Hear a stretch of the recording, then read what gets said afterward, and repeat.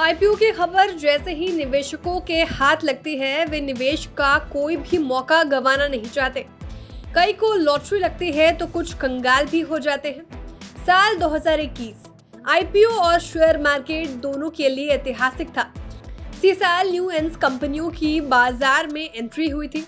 कुछ ही समय में भारतीय बाजार में आईपीओ की झड़ी लग गई। लिस्टिंग बड़ी धांसू और जबरदस्त तरीके से होने लगी। कई शेयरों की बाजार में लिस्टिंग बम्पर 91% के प्रीमियम पर हुई, लेकिन जितना जल्दी ये शेयर ऊपर बढ़े उतनी ही तेजी गति से ये नीचे भी लुढ़क गए।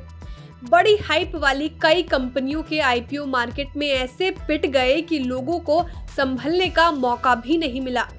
इसमें खासकर ऐसे इन्वेस्टर्स फंस गए जो नए मार्केट में आए थे। आज के डेट में उन तमाम शेयरों में निवेशक ऐसे फंस गए हैं कि पूछिए मत। निवेशक अब प्रॉफिट की बात तो दूर बल्कि अपने मूल पैसे को रिकवर करना चाहते हैं। निवेशकों के इन्वेस्टेड पैसे आधे से भी कम हो गए हैं।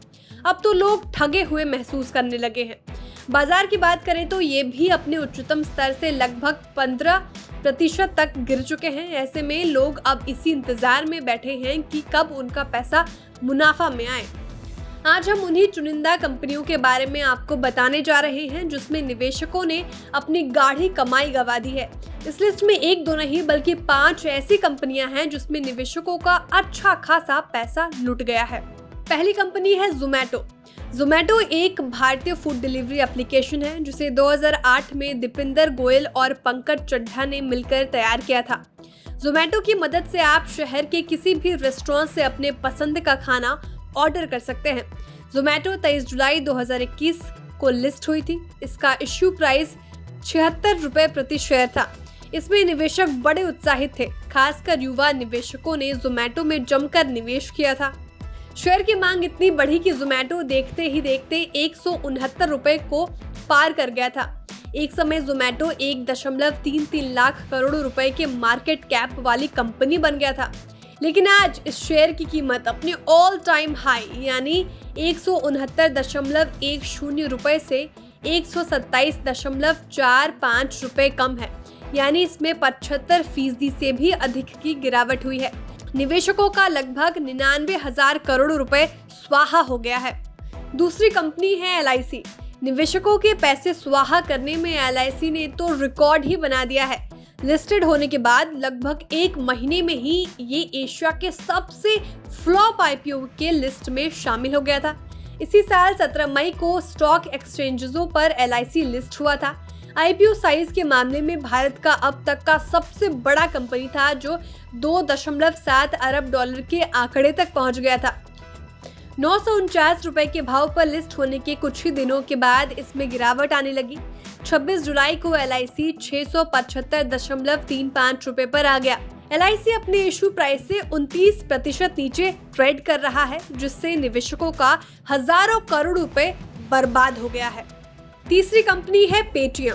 ये एक भारतीय ई कॉमर्स शॉपिंग वेबसाइट है जिसका उद्घाटन 2010 में किया गया था। 197 कम्युनिकेशंस इस कंपनी के मालिक हैं। पेटीएम मोबाइल और डीटीएच को रिचार्ज भी करती है।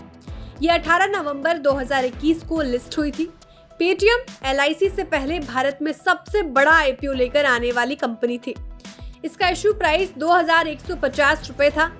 आईपीओ लाने के समय इसका मार्केट कैपिटलाइजेशन 1,39,000 करोड़ रुपए था, लेकिन अब ये घटकर 38,000 करोड़ रुपए के करीब आ गया है।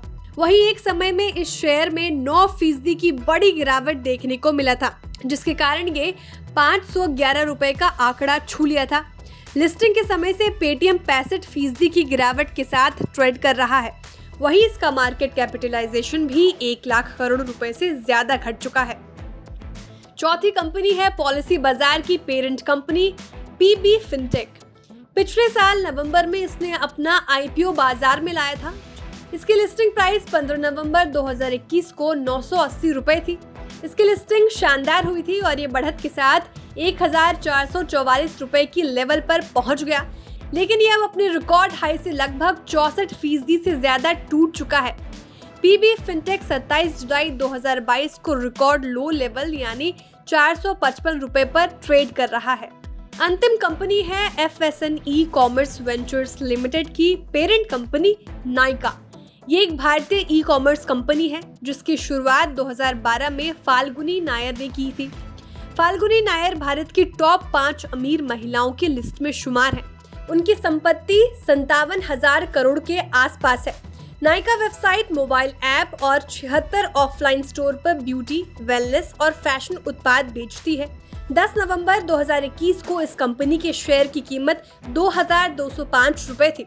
नायका 26 नवंबर 2021 को अपना हाई रिकॉर्ड 2,574 रुपए बनाया था, लेकिन आज उसके शेयर प्राइस के हाई और लो लेवल के बीच में 50% का अंतर है।